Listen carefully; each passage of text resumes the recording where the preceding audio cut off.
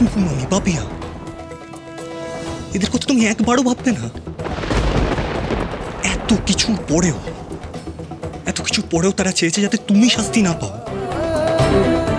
Police এসছে শুনে ওই রাত্রিবেলা পুপু মামি বাবিয়া ছুটে গেছে নির্মল মামার কাছে, নির্মল মামাকে জানাতে, শুধুমাত্র তোমার কথা ভেবে পড়িনি।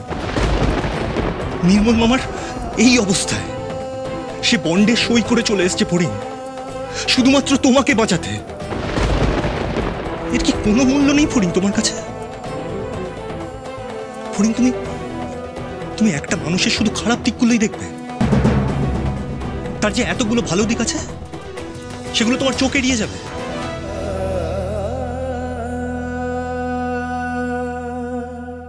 ফরিং, তুমি তো এত ছোট মনে ছিলে না। আমি তোমায় চিনতেই পারছি না।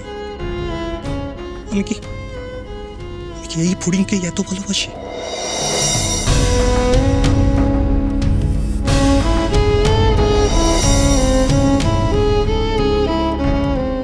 আমি বুঝতে পারছি না ফড়িং,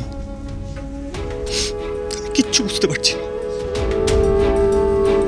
ফড়িং, তুমি তো শুধু আমার বউ নও, তুমি তো আমার খুব ভালো বন্ধু। তুমি বুঝতে পারছো না ফড়িং, সব দিকটা রক্ষা করতে গিয়ে হাত থেকে সব বেরিয়ে যাচ্ছে ফড়িং। আমি খুব একলা হয়ে যাচ্ছি, আমার খুব কষ্ট হচ্ছে ফড়িং, তুমি বুঝতে পারছো না? আচ্ছা ফড়িং, তুমি কি আমাকে একটুও ভালোবাসো না?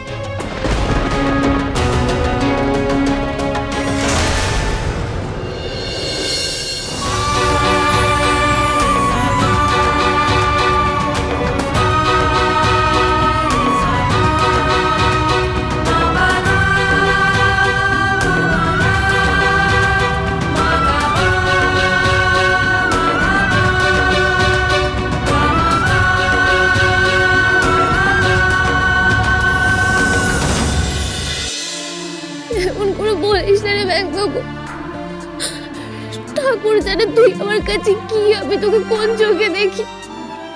আমি তোকে একটু কষ্ট দিতে চাই না ভাই, বাবা একটুও না। শুধু আমার মায়ের কষ্ট লাঘব করতে চাই, আর কিচ্ছু না।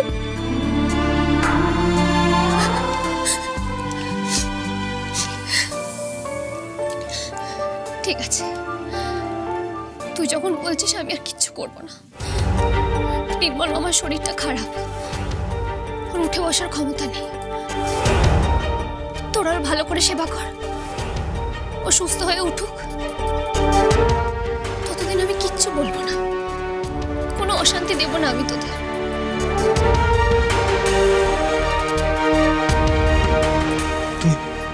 তুমি সত্যি বলছো ফড়িং? আমায় কথা দিচ্ছ?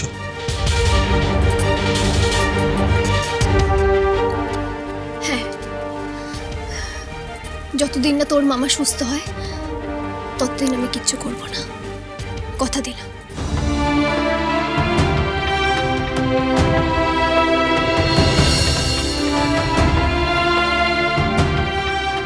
কিন্তু তারপর তুই কিন্তু আমাকে আর আটকাবি না।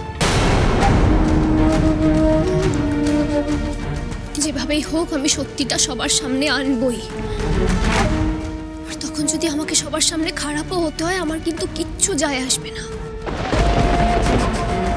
কারণ আমি জানবো যে আমার মাকে ন্যায় দিতে গিয়ে আমি যা হারিয়েছি সেটা আমি আর কখনো ফিরে পাবো না। সেই কষ্ট আমি স্বীকার করে নেব, কিন্তু আমার মাকে সারা জীবন এই কলঙ্ক দিয়ে আমি মরতে দিতে পারবো না।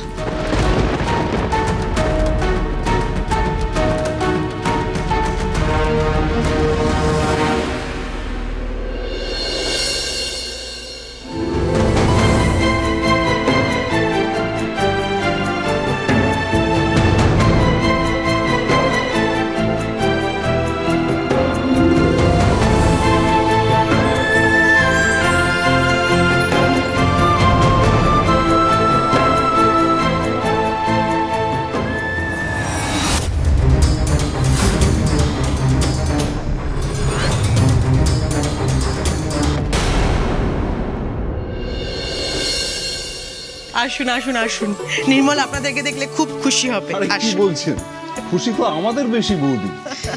আর তাছাড়া উনি যে সুস্থ হয়ে দাঁড়িয়েছেন তাতেই আমরা ভীষণ খুশি, ইনফ্যাক্ট নিশ্চিন্ত, তাই না? আসুন আসুন প্লিজ আসুন।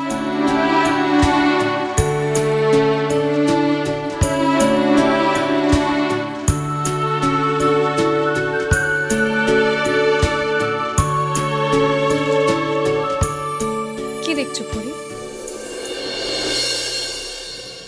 ওনারা কারা তুমি জানো পরি? অবশ্য তুমি বা জানবে কি করে? ওনারা অল ইন্ডিয়া জিমন্যাস্টিক অ্যাসোসিয়েশন থেকে এসেছে। বাবাইয়ের অসুস্থতার খবর পেয়ে দেখা করতে এসেছে। আশা করি আমার বাবাইকে নিয়ে তোমার যা যা কনফিউশন ছিল সেগুলো দূর হয়েছে। আর এটা ভুলে যেও না তুমি যে আমার বাবাই যদি না থাকতো এতক্ষণে তুমি জেলে থাকতে। প্লিজ ভুলো না, হ্যাঁ? আর তোমার কাছে আমি এটুকুই আশা করি যে আমার বাবাইয়ের নামে তুমি নতুন করে কোনো কালি লাগাবে না, আর এরম কোনো সিদ্ধান্ত নেবে না যাতে ওনাদের সামনে আমার বাবাইয়ের অসম্মান হয়। আশা করি আমার এই কথাগুলো তোমার মনে থাকবে।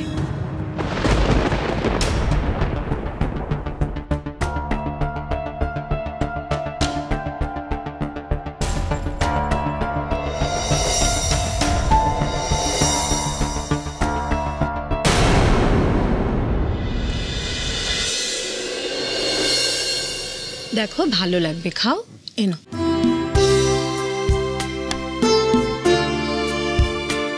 ব্যাস ব্যাস, আর খেতে পারছি না। আরে মুশকিল, আমি ঠিক আছি, আমি ঠিক আছি একদম।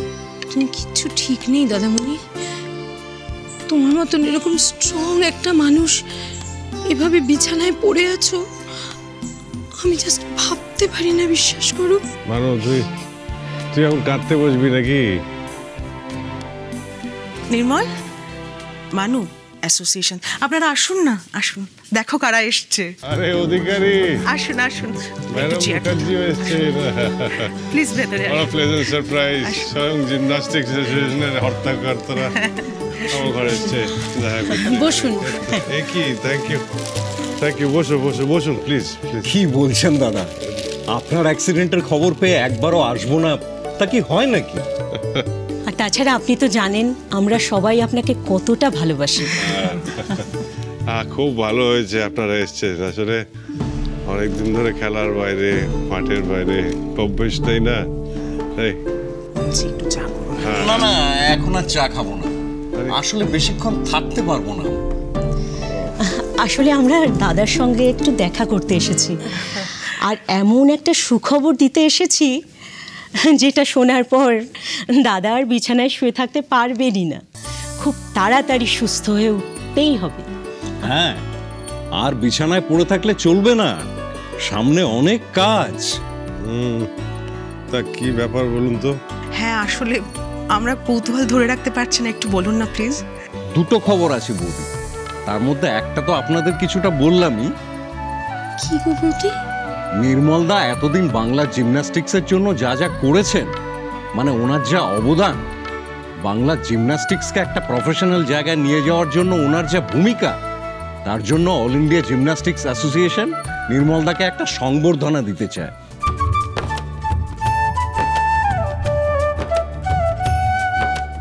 আর আগামী সপ্তাহে এই প্রোগ্রামটাই অ্যারেঞ্জ করেছি। আরে বাস, কি ভালো খবর! আরো ভালো খবর আছে। All India gymnastics association decide করেছে যে নির্মলদাকে অল ইন্ডিয়া জিমন্যাস্টিক্স এর প্রেসিডেন্ট পদে নির্বাচিত করা হবে। ওয়াও!